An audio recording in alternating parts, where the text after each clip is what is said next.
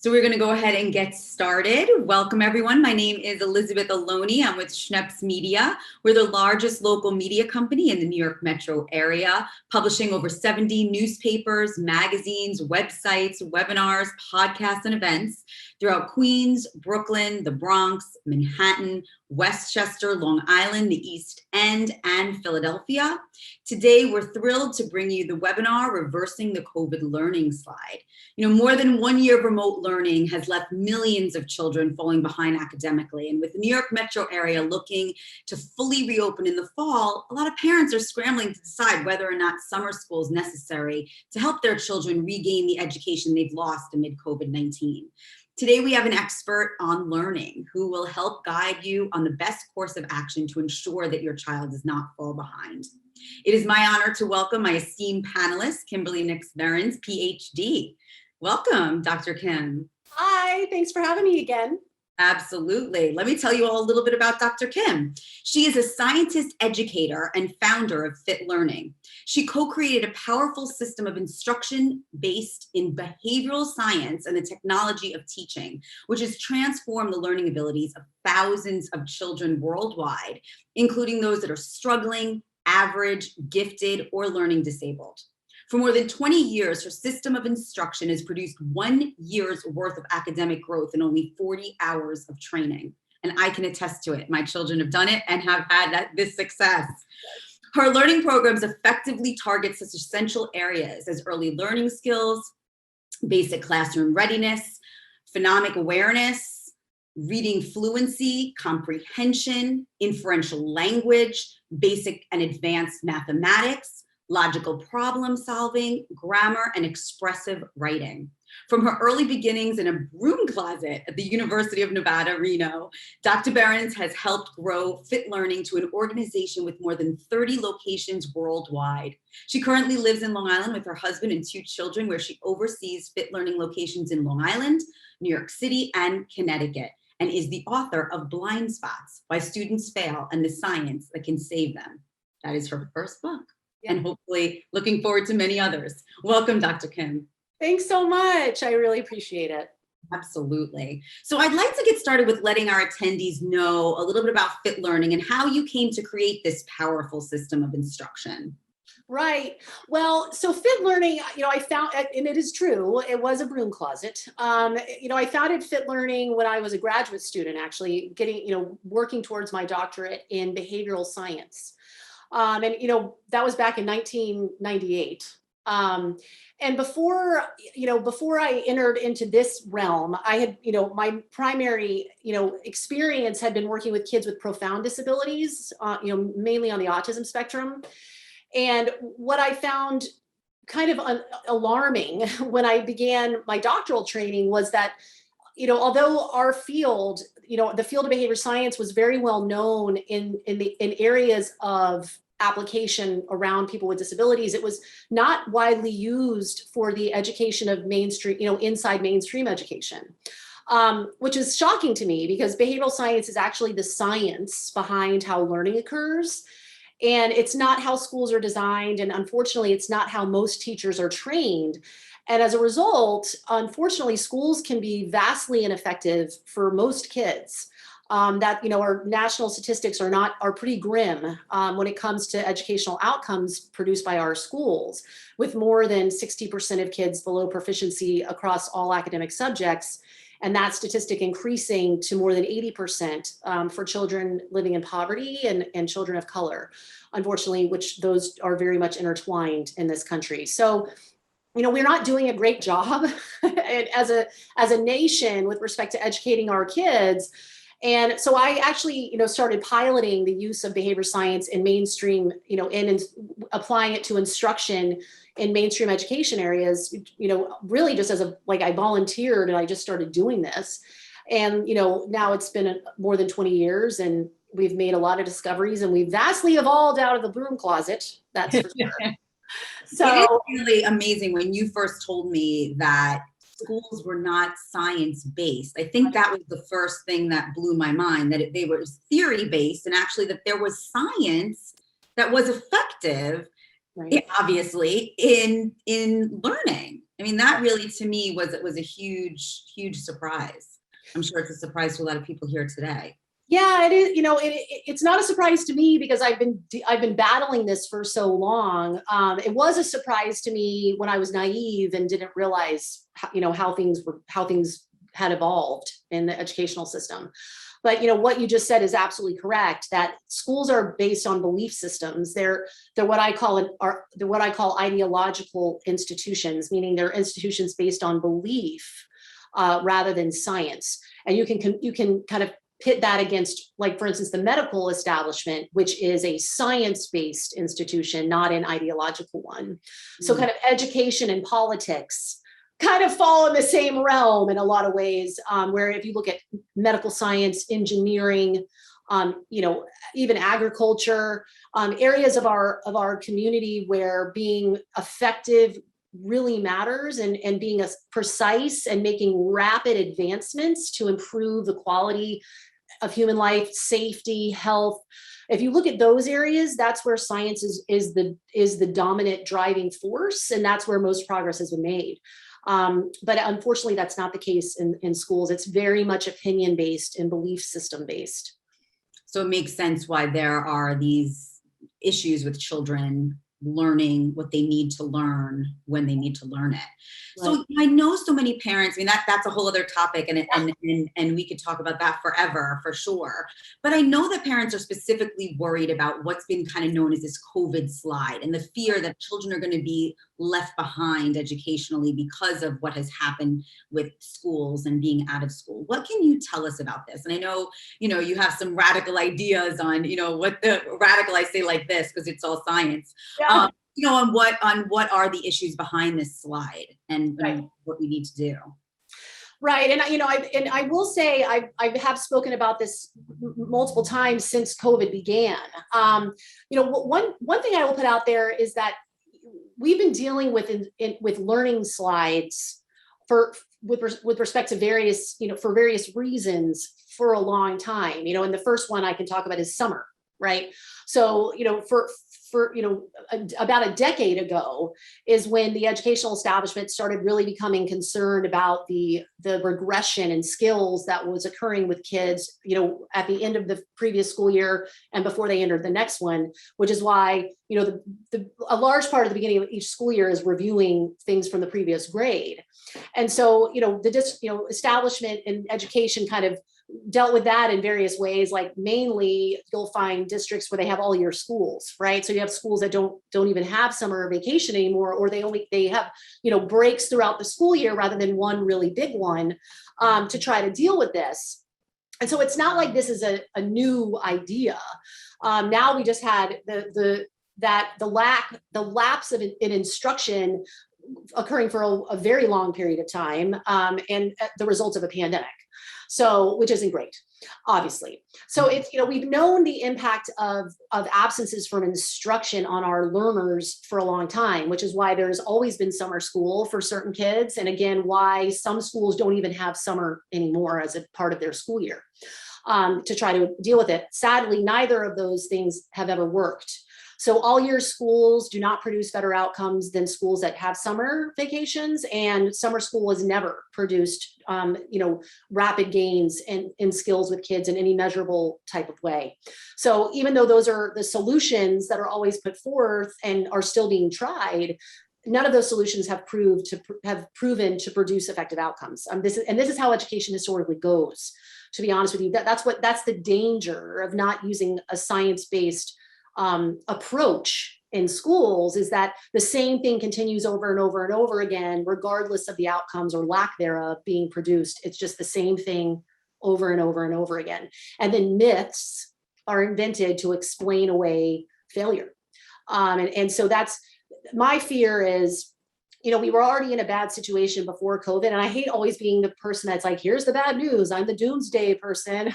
But I'm speaking the truth, is that, things weren't going well before the pandemic. And now and it's not just my opinion, there are already some preliminary studies that have been done on the impacts, particularly in the area of mathematics, with kids, progress evaluations comparing last, the year before COVID to the COVID year, and showing, dramatic declines in growth, particularly in math.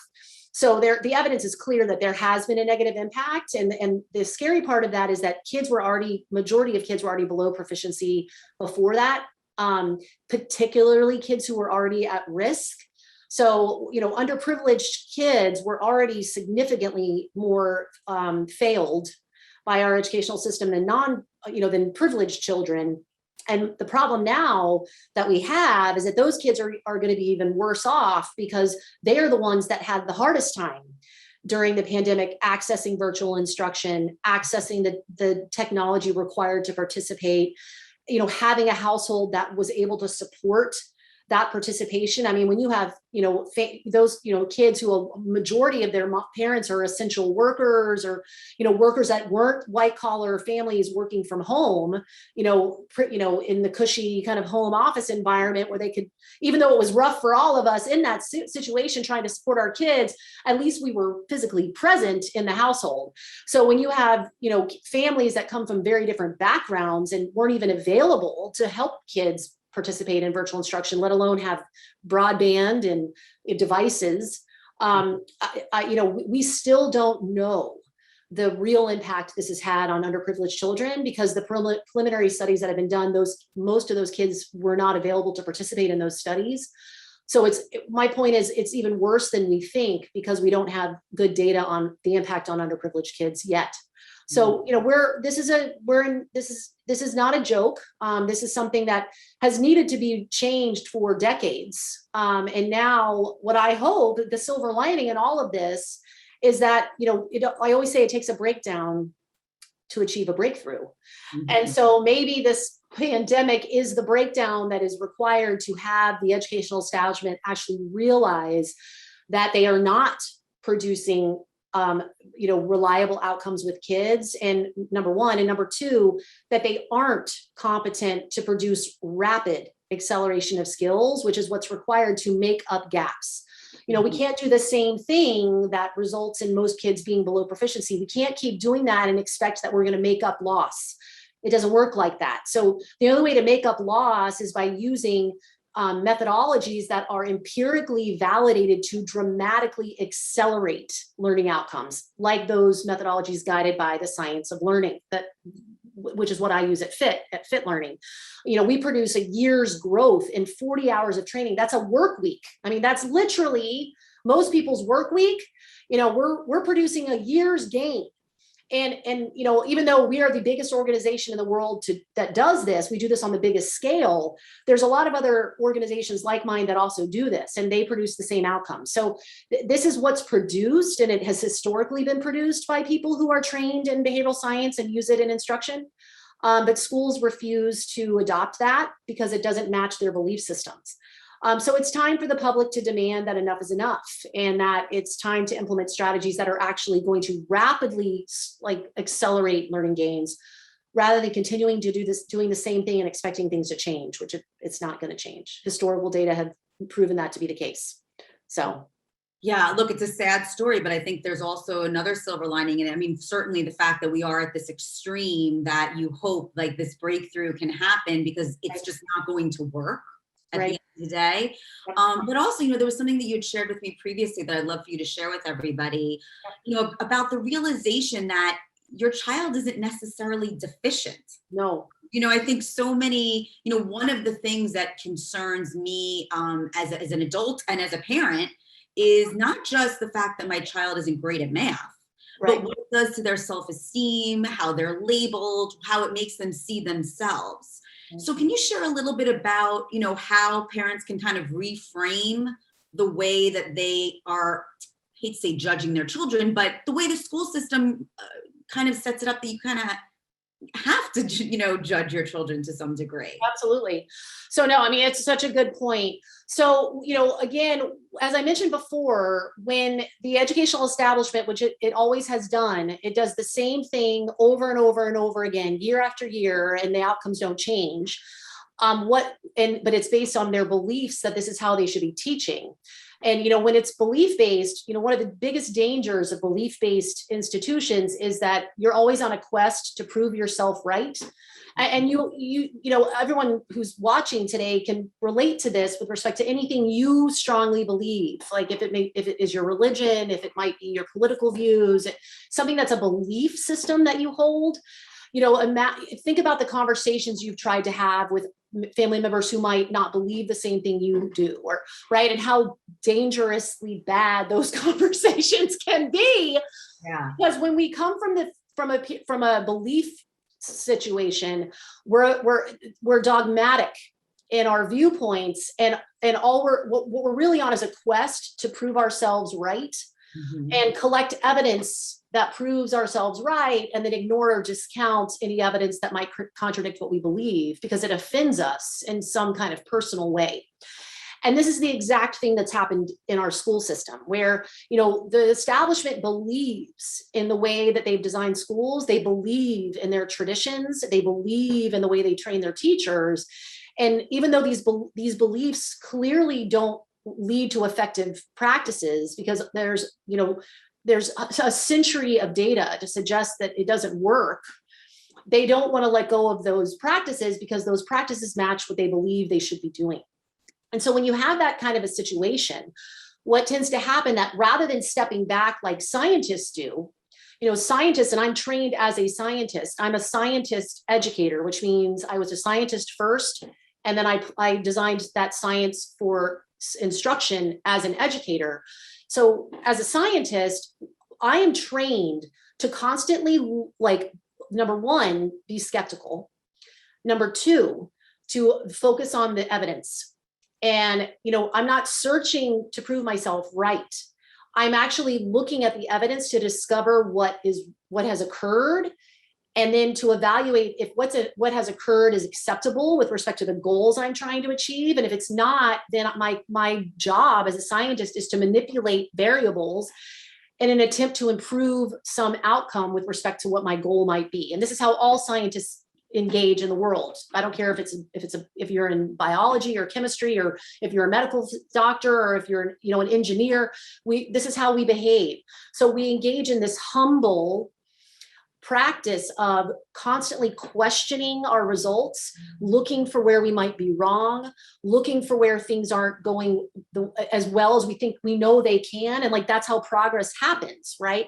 But when you don't come from that orientation and you're wedded to a belief system, then all you can do is invent reasons why what you're doing isn't working. And so the most common and toxic and dangerous myth that's invented by the school system, and modern psychology has played a very big role in this, is that when kids fail academically, there's something wrong with them. Which is why, year after year, there's a litany of new learning disability classifications invented to describe what are really skills deficits that are a result of ineffective instruction. But because schools don't look at themselves in that way, they don't look at themselves as, oh, what we're doing is not working. How can we do something differently and see if it works better? That's not how it goes. It's, oh, this is how we do things and we're perfect and great. And that means there must be something wrong with this child. They must not be reading because they're dyslexic. They must not be doing math because they have dyscalculia, and so on and so forth. And so what happens is, those are invented as explanations for skills deficits. But there's no evidence that that's the case at all. And neuropsychologists are now involved, where they've invented all these tests that supposedly show these disabilities exist. And, but those tests don't show that either. All those tests also show is that kids have skills deficits, which we already knew before they got that evaluation. Now they just do it in a different way and give them a diagnosis. So it's a really big racket. And it's $1 billion industry, and there's pharmaceuticals involved now, and people make a lot of money on medicalizing skills deficits that are a result of ineffective teaching practices, not due to some defect in the child somewhere. So as parents, I will tell you, less than 1% of kids have a real neurological learning impairment. And if they do have a real neurological learning impairment, then this has been quite evident since they were born. That means that they struggled to learn anything. They struggled to learn, they didn't meet their developmental milestones properly. They struggled to learn to speak. They struggled to learn to, engage in self-help and life skills. They had struggled to learn most of their lives. That's when you have a real neurological learning impairment. When you have a child who's learned everything fairly normally, and then all of a sudden they go to school and suddenly they struggle to learn to read, but that's the only thing they've ever struggled to learn, that should be a red flag to anybody. That's not how learning disabilities work. I mean, there are real learning disabilities, and those learning disabilities are not selective. They don't just occur in one area. It's not just like, oh, you have that part of your brain that doesn't let you learn to read. That's a myth. That's not real. So kids who struggle to learn to read, but did fine learning everything else, they don't have a reading disability. They have a bad reading teacher, and they've had poor reading instruction. So that's a really important distinction to make. And it's important for parents to be empowered, because they are sold a lot of lies and a lot of myths that, and again, I don't know if it's not intentional. That's why my book is called Blind Spots, because even these people who are teachers and neuropsychologists and people who run schools, they don't know this either. I don't think they fundamentally are out there to say, to like pull the wool over people's eyes. They don't actually have these distinctions either, because they're not trained as behavioral scientists either. But it's really important, the only way to make progress is for parents to stop believing all of this and actually question what they're being told. That's the first step, is to say, you know what, my child's never struggled to learn until they started your school. And why would that be? And that's when schools are going to be required to change, because they're not going to be able to convince parents of these mythological explanations anymore, and they're going to actually have to change their practices. So number one, parents should certainly start questioning. Yes. Start asking questions and start demanding change. But also, what are some of the key components that a parent can do as they're doing that? Because as we know, this is not going to happen 1, 2, 3. But what else could a parent do to make sure that their child can learn and excel? Right. Overcome these deficits. Well, here's what I will say. And, I'm asked to make these kind of comments all the time. This is one of the most common things that, a lot of the media wants me to speak about when I'm interviewed on the news or when I write articles for like Thrive Global. They always want to be top 5 tips for parents, right? Like how to fix your child's skills deficits. So one thing I will say is parents can't fix their kids' skills deficits. Look, I'm a behavior scientist and I am an expert. I am very good at this. I can teach any kid to become an expert in anything. Academically related. But I have a Ph.D. I have like 30 years of experience, and I've devoted my entire career to becoming better and better at this. And every year I make progress in my abilities, just like everyone doesn't fit. That we learn from our science.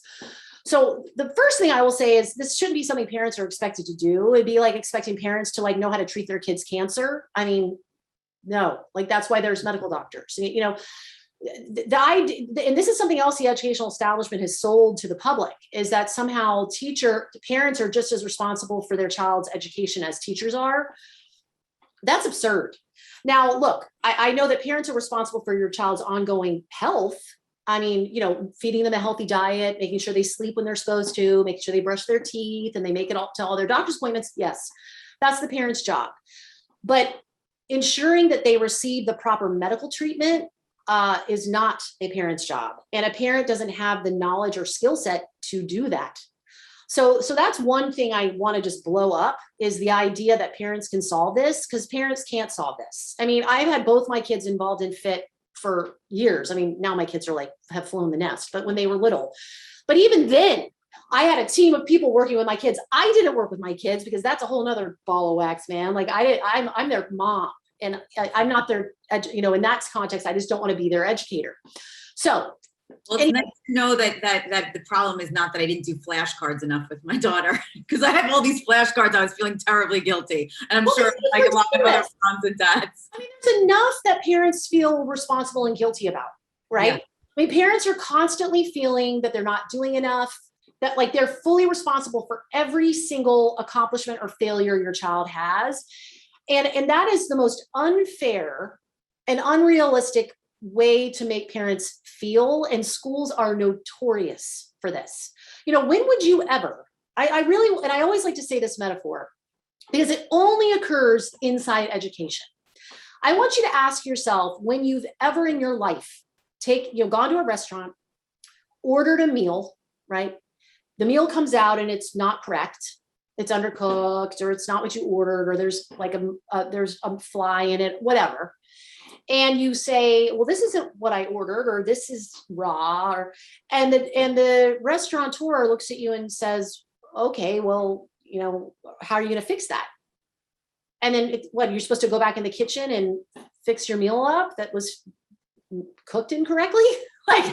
Or take your car to a mechanic and they don't fix the problem, and you tell them, and then they say, well, I don't know, that sounds like a big problem. What are you going to do about it? There's no other industry where the consumer is responsible for the product or service being provided, except for in education. And that is another thing that the educational establishment has very brilliantly done to absolve themselves of responsibility for of accountability for actually educating your child effectively. Because if they can write it off as parents aren't involved enough, parents need to be managing homework more, parents need to be giving their kids more practice on basic skills, parents need to be doing this, parents need to be doing that, then it absolves the schools from actually having to evolve and use effective practices. And it's just shocking to me that that schools are allowed to get away with this, and not just public schools, but I'm talking like the top private schools in New York that are like $70,000 a year. They still make parents feel responsible if their kids are failing in the classroom. They still make parents feel the burden of supplementing that education with unbelievably expensive tutors and unbelievably expensive enrichment activity.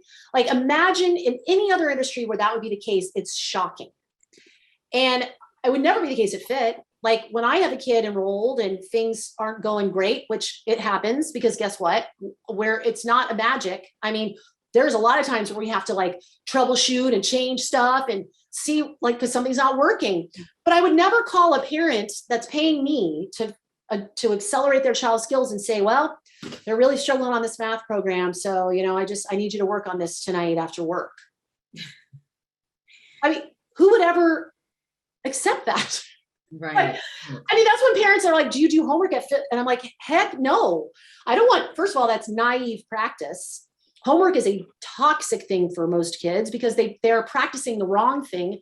They're not getting feedback. They're making sloppy errors. All practice is not created equal, and naive practice can be extremely damaging for mastery of skills.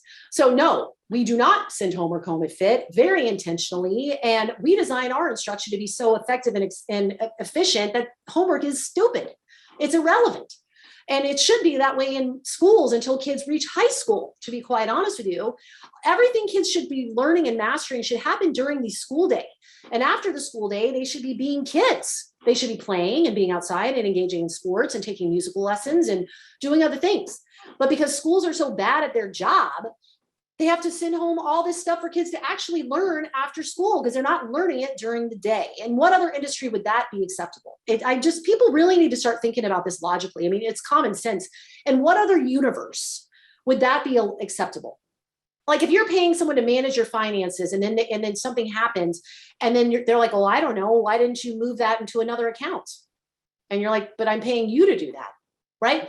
You would never accept those kinds of those excuses.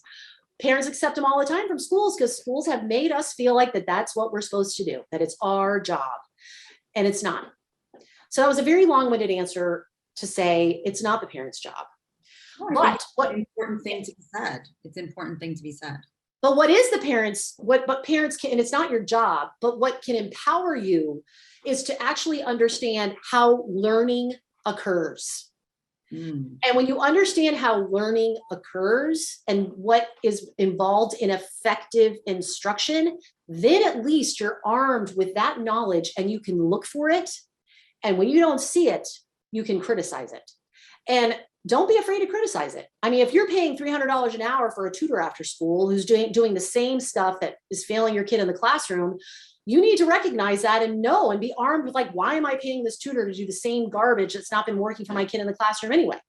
So what I can arm parents with is knowledge, what to look for in effective instruction and what learning actually involves. So yeah, so you could share some of that with us, like, some of those key things that parents, because I want to give people, something to leave that they can actually do and feel empowered and make a difference. Yes.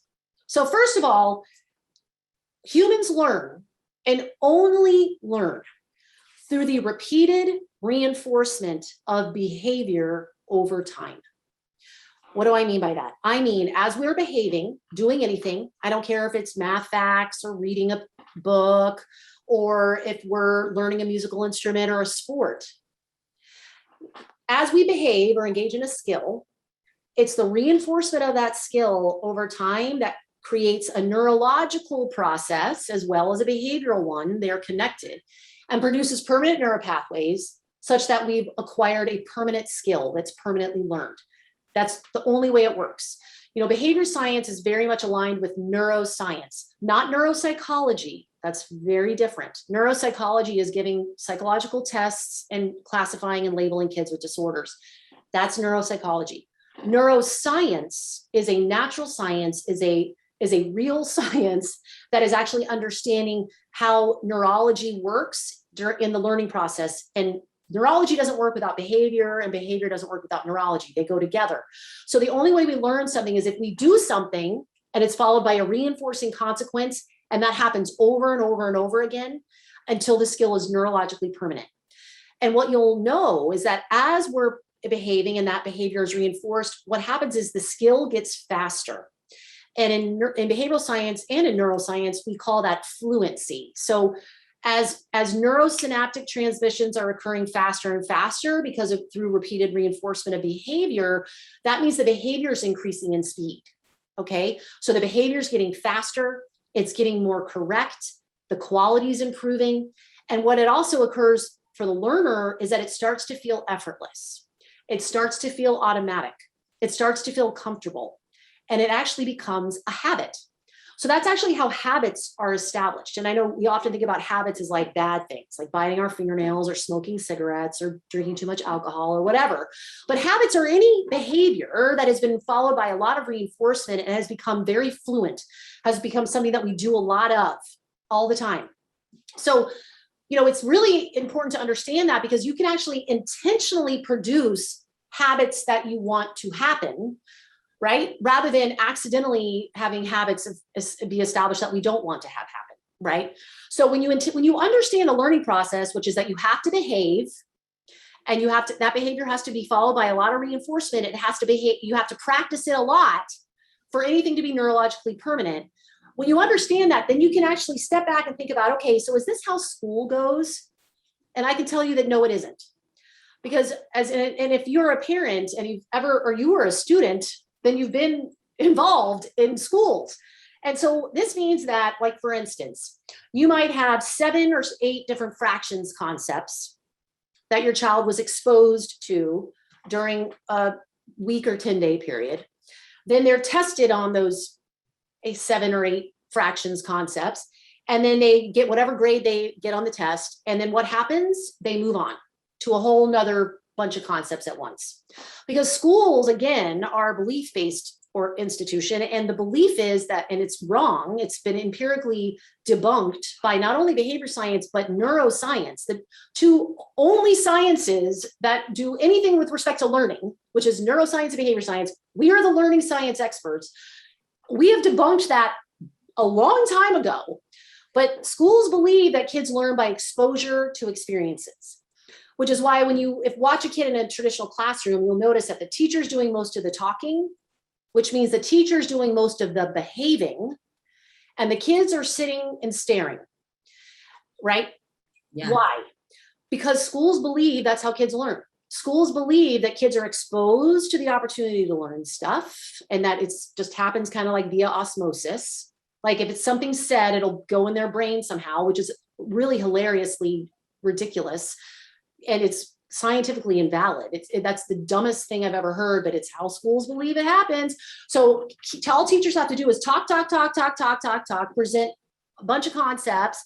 Kids sit there drooling and sleeping and picking their noses and whispering to each other and doodling and on their phones. And then they expect kids to actually learn that way. And then it's shocking when they actually don't. It's not shocking to us. I mean, as scientists, we're like, what in the world? Like, how can you ever imagine that learning doesn't work like that? But again, schools don't believe that, so they do what they do. So you have kids who are exposed to a bunch of stuff, then they go home and they have 3 or 4 homework problems involving those tons of concepts that they don't know how to do because they didn't learn from class, because class wasn't designed in a way for them to actually learn, because that's not how it works. And then they're expected to do these concepts, which they can't. And so then what happens? Mom or dad has to be a math teacher. And you're lucky, because sometimes you have mom and dad and they can do that. Most of the time you don't. So kids can't do it. They don't understand it. So they practice it the wrong way. And it doesn't matter, because they come in and regardless of what homework assignment grade they got or whatever, they take the test anyway. And if they bomb it, they move on. If they get an A, they move on. It doesn't matter. So that's a joke. That is just not how learning works. So, right? So effective instruction involves understanding that. Effective instruction means teachers can't go blah, blah, blah, blah, blah, blah, blah, blah, blah, and expect that to just somehow seep into a learner's brain. It doesn't work like that. So what does work is a methodology of instruction called direct instruction, which is born from behavioral science. And it is the #1 most empirically validated method of instruction ever to be used in schools. And that study was conducted in the 1970s. And even since that time, schools have not adopted it widely. Direct instruction involves a 1-to-1 correspondent between teacher talk and student talk. And I'm not talking one kid raising their hand, I mean the entire class. So for instance, if I was going to teach a concept like fractions to a learner, #1, direct instruction also entails, like behavioral science, breaking complex skills into their component parts. That's another primary condition for learning by human beings. We do not learn lots of complex skills at one time. It's not possible. It's not how our neurology works. Our neurology only works if we're allowed to master component skills first, and then we're allowed to move up a ladder of skills to things that are more difficult, which is why athletic coaches get that. People who train music get that. People who are, involved in outside of schools get that, but school doesn't get that. So they want to expose kids to all these complex skills at once without ensuring that they have the components in place. Well, that's wrong. So if you're going to teach kids about fractions, the first thing you have to do is teach them the component skill involved in fraction, one of which would be the difference between a numerator and a denominator. So if I was teaching a concept to a class on fractions, I would use direct instruction, and I would ensure that I'm presenting the concept in a clear way, and then the entire class is answering my questions and receiving reinforcement. So for instance, Elizabeth, we can model this really quick if you want. Perfect. So Elizabeth, let's practice talking about fractions. So the first thing I would do is I would cue the class that it's time to learn. And I would cue, because teachers don't even do that very well. So kids don't even know, oh, now I'm supposed to be paying attention. So I would cue the class. So here we go. Class, today we're going to be talking about fractions. What are we talking about? Fractions. Yes, really good. Awesome job. So the first thing about fractions is to understand the numerator. To understand the denominator. So what do we have to understand? The denominator. Really good. The denominator tells us how many parts in each whole. What does the denominator tell us? How many parts in each whole. Good. So if I said how many parts in each whole, what's that called? Denominator. Really good. Awesome job. So now we're going to talk about the numerator. What are we going to talk about? Numerator. Good. The numerator tells us how many parts are being used. What does the numerator tell us? How many parts are being used. So how many parts are being used is the numerator. And how many parts are in each whole is the denominator. Great. So, and this happens with schools that actually use direct instruction. In 2 to 5 minutes, that teacher has engaged an entire class of students in effectively learning a new concept. And the entire class is learning because the entire class is behaving by saying the answers. They're having that behavior reinforced. And as a result, the learning process is allowed to occur because, like I said, as behavior is occurring and is followed by reinforcement, that neurological process is occurring to produce that as a permanently learned skill. So that's not at all what happens in schools. So as parents who are consumers of educational practices, you should be looking for that. Are my kids sitting and drooling on themselves in class? Does my kid come home every day and not understand any of the math concepts that were targeted to them that day? Yes. And is there something wrong with my child? No. What's wrong is how they're being instructed, because how they're being instructed is incorrect. And what happens is when a majority of kids don't learn, which they don't, and they don't come from families that can help them learn it after work, which most kids don't, and number one. Number two, they shouldn't have to. then they're labeled as having learning problems. And So that's not the case. Get clarity about that. So really, if a parent wants to help their child learn and wants to get them additional help, while also going to the school district and asking for it, they should be making sure that they're getting repeated reinforcement of their behavior through the learning, that they are getting direct instruction. These are some of the key things that you recommend that parents ask of whomever it is, whether they go to Fit Learning or they work with anybody, that they should be looking for these type of ways of teaching in order for them to know that it's going to be effective. Right. And I mean, if we think about like how profoundly ineffective virtual instruction was during COVID for schools, and people were shocked by that. People were like, we can't believe how bad virtual instruction is. Scientists like us, like me and people in neuroscience, we were laughing because we were like, how could you possibly think it wouldn't be bad? Because it's bad anyway. I mean, the classroom instruction, even when a teacher's live standing there in front of the class, because they're not trained, it's not the teacher's fault. They don't get this training. Teachers aren't trained in how learning actually happens. Teachers are not trained in effective, science-based methodologies like direct instruction. They're not trained that way. They're actually trained in the opposite way. They're trained in the wrong thing. And so, of course, teachers have a hard time getting kids to learn even in a live classroom. Naturally, it would not work so well on virtual instruction. But I will tell you right now, we've been doing virtual instruction at Fit Learning since 2014. And yes, did we do it on a much grander scale during the pandemic? Of course we did. But we're pros at that. So when you know how to do effective instruction, when you know how kids need to be responding to everything you say, you need to be reinforcing that behavior, and they need to be having lots of repeated practice opportunities on basic skills to fluency. We just did our quarterly analysis of our outcomes during COVID of all virtual instruction and compared those to our outcomes produced live. No difference in outcomes. We produced the same percentile rank gains, the same year's growth in 40 hours of instruction, regardless of whether it was virtual or live. That really shows that because that's science, right? So it doesn't matter if you take it virtually, you take it in person, it's science, it's going to work. Just like it doesn't matter if your child is gifted or learning disabled, or it's going to work because these are scientific.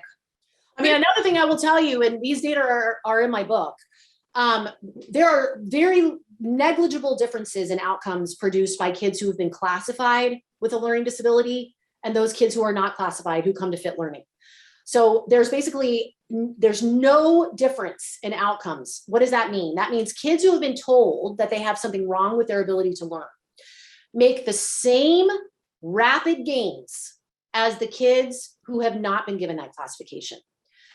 And if that's not evidence that there is nothing wrong with their learning abilities and everything wrong with how they were being taught, I don't know what is, because there are no differences. Our classified kids make just as much, they make that 1 year's gain in the same rate as our non-classified kids. There's nothing wrong with those kids' ability to learn. Now, we do have some significantly impacted learners who come to Fit, and they've also been instructionally failed. Like, I don't care if there is some pre-existing neurological issue going on with a child. There are. I mean, there's some kids who have actual real neurological issues going on, but that does not explain their failure to acquire skills either, because kids with learning problems need effective instruction and repeated reinforced practice, just like kids without them. Now, the rate of progress might be different. Where their starting point is maybe much further behind other kids. I don't care. We start them where we meet them where they're at, and then we give them effective instruction and repeated reinforced practice of skills to mastery before we move them along. And guess what? We have had kids with all Down syndrome, autism, real attention deficit, which is actually a real thing. It's not very common, but it is real. Real attention deficit. We've had kids with other kinds of genetic conditions, other kinds of chromosomal conditions, Rett syndrome, there's lots of different real genetic issues that impact learning, but it doesn't mean kids can't learn. It means those kids require effective instruction and repeated reinforced practice, just like everybody else. And what we also know in behavioral science and in neuroscience is that there is something called neuroplasticity. Neuroplasticity is, in fact, the ability of our brains to actually adapt to our learning environments, which kind of makes sense. Like, we're not born with our brain pre-wired in some way, and then it's, just kind of over time as we age, all this pre-programmed stuff just starts occurring, which unfortunately a lot of people believe. No, we're born with the ability to learn from our environment. And what that means is we are neuroplastic, which means that our brains change as a function of our environments and the training we receive.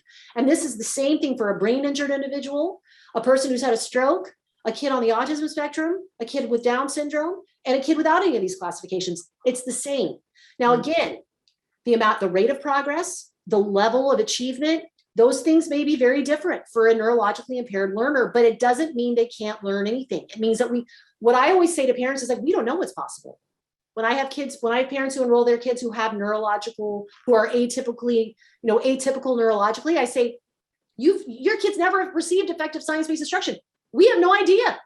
We're going to push them as far as we can. And we're going to modify our instruction and do whatever it takes to move their learning rates. Now, some kids have hit a ceiling at 4th grade level readings. I've had some Down syndrome kids, can't get them above a 4th grade level, but when they started at FIT, they weren't reading at all. They had a 0 reading level. Now they can go through life at a 4th grade level of reading, right? This type of instruction can help make the most of any student. And you just have to let them rise to their level, but this allows them to do so because they're getting the effective training. So, you authored this book, Blind Spots. It's behind you. It's right here with me. Yes. And it's great because it really sheds light on this issue. Tell us a little bit about your latest project that also is going to help get this message out to parents and educators. Oh, yes. So this is exciting. So there's a new feature film documentary that is in production. There's not even a trailer yet, but we're in very early production. But it's being, we've partnered up with, it's really being produced by the John Corcoran Foundation, which is a fantastic foundation that.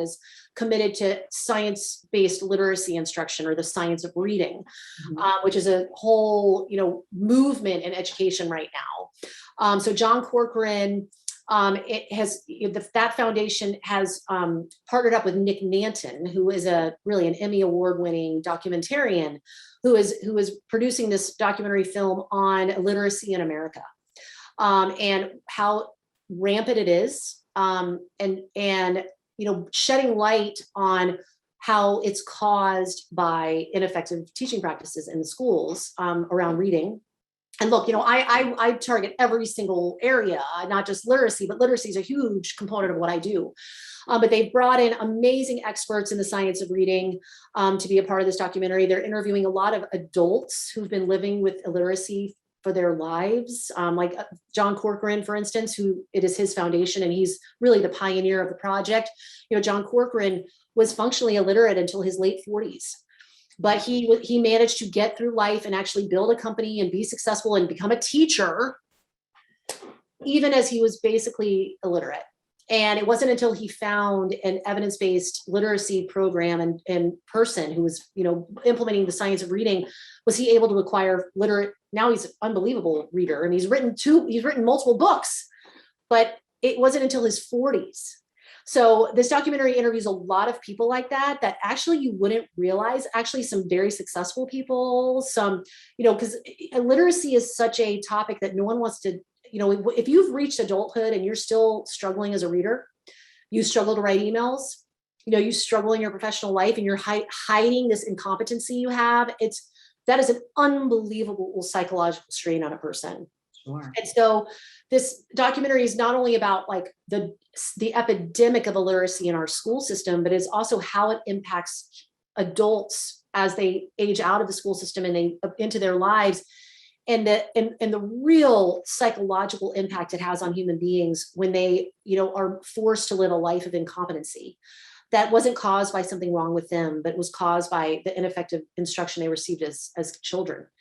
And that becomes a lifelong psychological condition which is another one of the commitments I have in my organization, is like that you mentioned, is that the impact this kind of thing has on children is tragic and criminal.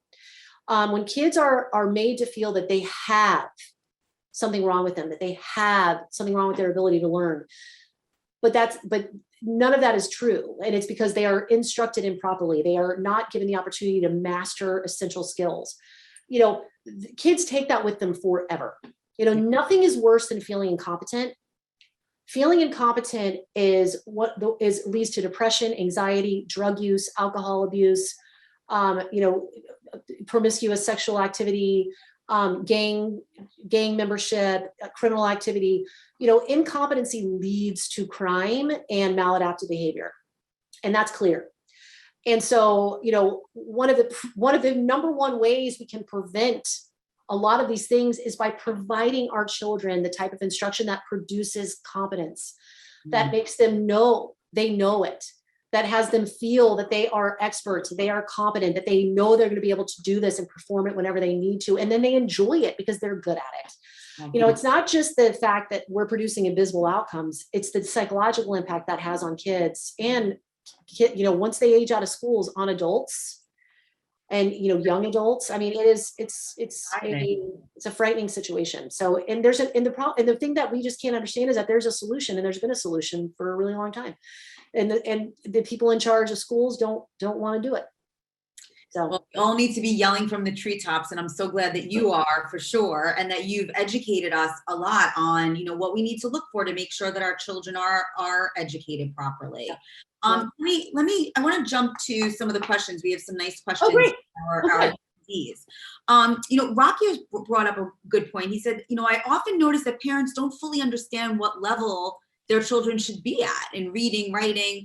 What kind of tools can a parent use to identify, where they maybe could focus this summer to prevent a bigger loss? That is an amazing question. And I see this all the time with parents who are calling me concerned about their kids' ability. Is that not only is the parent not sure of their kid's level, but their teacher isn't either. Where they're getting mixed messages that, there's a problem, there's not a problem, there's a problem, there's not a problem. They're on grade level, they're not. This happens all the time. Right. So one of the biggest problems is that school, again, when you're not using science-based approaches and when you're not trained as a scientist, then you don't understand measurement and you don't understand how to precisely measure skills and evaluate their level of mastery. So to be honest with you, schools have no way of truly knowing what kids' skills deficits are and what their instructional levels are, which is what I think the question is around instructional level versus grade level, which is an unbelievably important distinction, because a majority of kids are pushed along through the grade levels, regardless of, not a majority, all kids are pushed along the grade levels according to time and age, rather than mastery of essential skills that are required to perform at that higher level. So you have kids who are pushed along and have this cumulative disfluency of skills. So their grade level and where they might need to be instructionally are vastly different. So I use something called curriculum-based measurement, CBM, and that's actually a part of the technology of teaching. And so in my book, I write about something called the technology of teaching. And the technology of teaching is born from behavior science. And there's 3 methodologies entailed in the technology of teaching. And this is what we use at Fit Learning. So it entails direct instruction, which I've already talked about, which is the effective instruction of concepts to be learned. Then we use something called precision teaching, which is something I recommend you all looking up. Precision teaching is actually how to measure behavior and learning to ensure that mastery is occurring. And it's also how to design effective practice sessions such that fluency can be established. So direct instruction and precision teaching. And then the third element of the technology of teaching is something called CBM, or curriculum-based measurement. So curriculum-based measurement was also born from behavioral science back in 1980.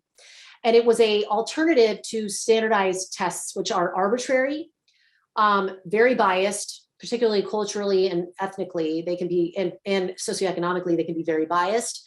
They're really very disconnected from what kids actually do in the classroom.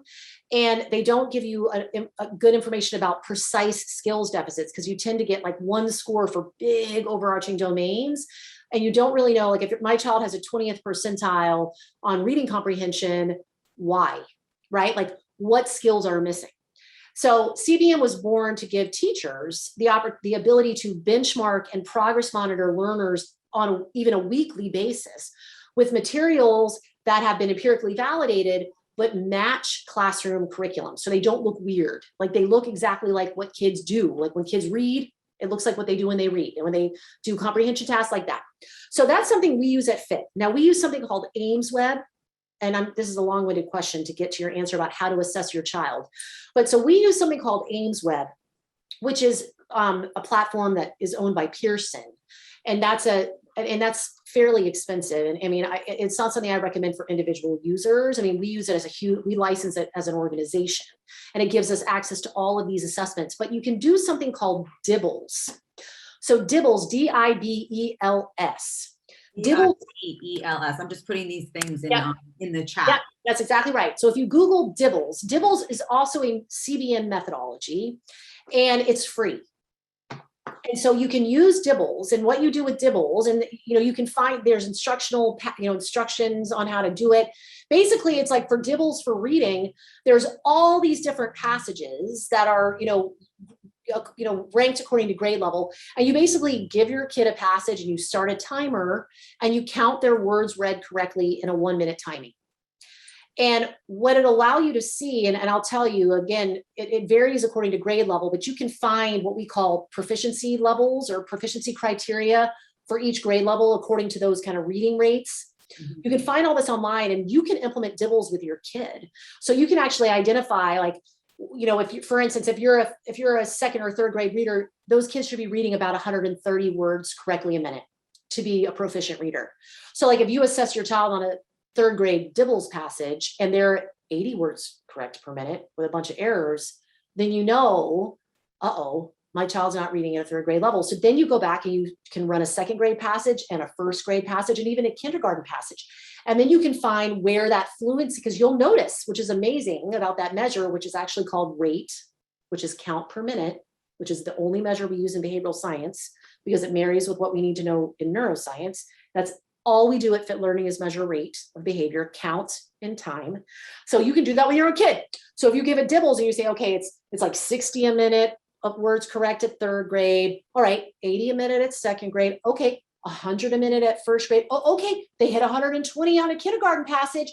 Well, all right, their fluency drops off around first grade.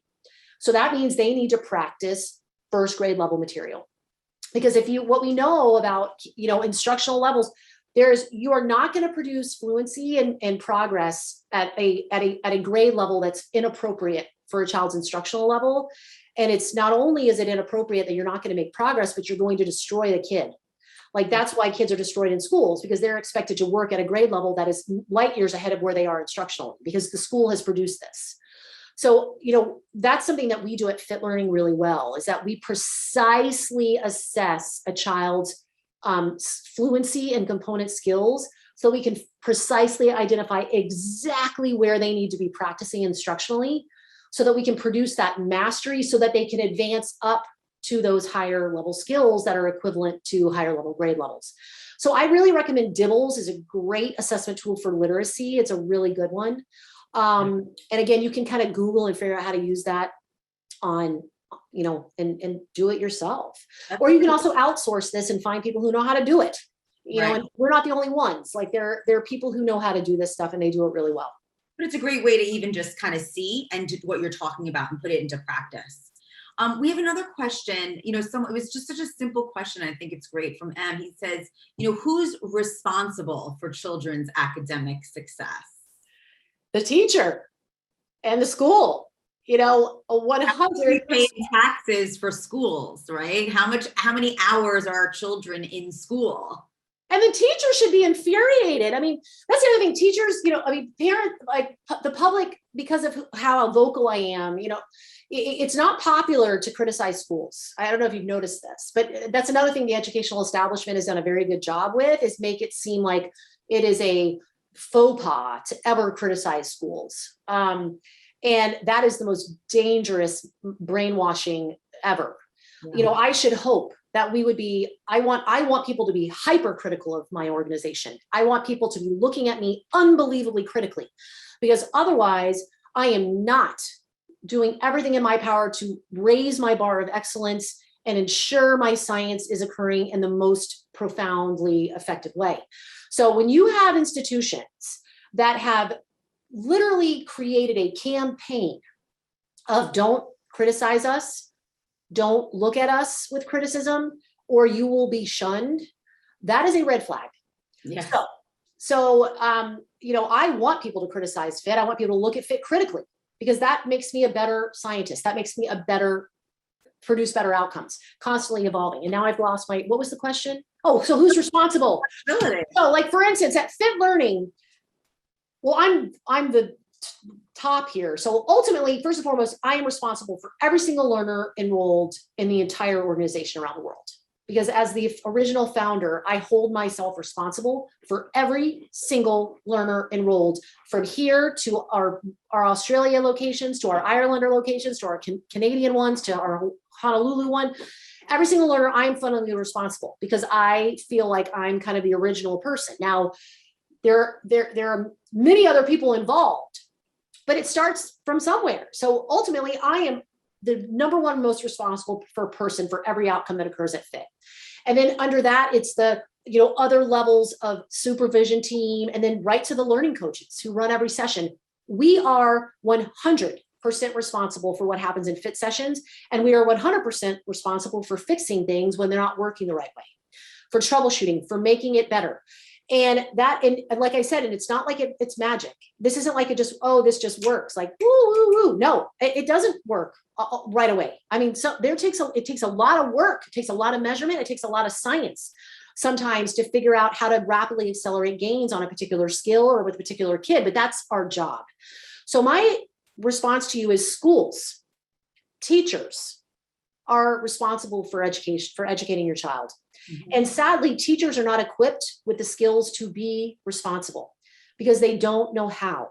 They don't know what to do when things don't work, because they're not given the training. So teachers should also be enraged that they have paid tuition to go through a program, to earn a degree and a credential in a profession that absolutely ill-equips them to do the job they're expected to do. Medical doctors would never accept that. If medical doctors paid medical training and all the fees involved in residency, and then they get their license and they kill a bunch of people because their training was inadequate, I don't think that they would accept that. Right. And we shouldn't accept, like, teachers shouldn't accept it either. Their training needs to be vastly changed. And so I'm not blaming teachers, but teachers are responsible for your child's education. But the problem is they don't have the tools to be accountable. You can't just be accountable because you say it. That's not the same thing. Like, you can say, I am responsible, and that's a wonderful value. But if you don't have the training to turn that value into an effective action, then it's useless, right? So I fundamentally believe that I am 100% responsible for the learning outcomes of my learners. And I actually know I am 100% competent at ensuring that those outcomes are achieved. And that's what teachers, unfortunately, do not have. They don't have the competency because they're not provided the training to have it. Well, Dr. Kim, we could spend the entire afternoon speaking to you, because I think this is fascinating. I know a few people want to know how they can get their principals on board, and I say show them this webinar. I'm going to show them the webinar. I'm going to share them. I'm going to share this link, and actually, I'm also going to share a link. Dr. Kim and I had a great webinar talking about how effective video game developers are at getting children to learn. And I think it really speaks to a lot of these as well, which can be a great thing to open the conversation with the principals. But definitely, get this to your principal, get this book to your principal, get some of this information to your principal, and start having the conversations, because that's the only way things are going to change. Yes. And now's the time. I'm going to throw in one more thing, because the new administration has released funding to schools to combat the impact of COVID. Now, some of this funding is going to like social emotional things and like health and safety concerns in schools, but a significant portion of that funding is intended for the remediation of deficits that have been produced by lack of instruction. And as constituents, as taxpayers, you need to write your local politicians, your local congressmen, your local, and let them know that you demand that the funding that's being made available to schools be used for the implementation of science-based practices to combat the impact of COVID. Not the same stuff, not the same after-school tutors, not the same after-school programs, not the same summer school that's never worked. because their schools do have the money to partner with organizations and I mean, we're already doing this with several school districts around the country that are finally partnering with us to have us train their in-house personnel to do this in their schools. And so this is possible, and schools have the funding to pay, and we are, like, compared to what they spend on other things, it's not expensive. I mean, we're basically training in-house personnel to then implement this with kids. It's not like we're sending fit learning people in there to do it. We're teaching people to do it themselves. So demand it. Who should we go to? You said you write to your Congress people, write to your senators, but what your superintendent of your schools is probably a better, write to the superintendent of your schools, write to your principals, or contact your principals, contact your superintendent and say, I'm aware that there's funding available from the, to combat COVID learning loss. And I am requesting that funding be used for the technology. You can even say it, for evidence-based approaches like direct instruction and precision teaching in our schools to accelerate our learning gains, not do the same stuff. I love it. I'm actually ask your the more parents say, I want this and this, the more it's going to change. And then there's people that they can partner with that can train their staff in-house to do this. We can train teachers to do this. That's the point. Right. Absolutely. Well, I just got a question, which I'm going to say, yes, we have recorded this. Yes. We have recorded this. We will send the recording, the link to everyone. Please watch it again, share it with your friends, share it with your family, share it with your principal, share it with your superintendent. Let's make this change happen so that our children can be the best that they can be. And that's really all we want for our children, to be the most proficient, the most competent, the happiest, and have the greatest chance at a beautiful future. That's true. Dr. Kim, thank you so much. It's always wonderful to speak to you. Thank you for attendees for joining us this afternoon. And I did share your contact information, Fit Learning. People can reach out at admin@fitlearners.com. Go to www.fitlearning.com. You could learn more about Dr. Kim and her team and the incredible things that they're doing. And thank you again, everyone, for being here. I want you all to stay safe. Stay healthy, and we will certainly look forward to seeing you on a future webinar. Thanks so much. Thanks so much. Have a great day. Bye-bye.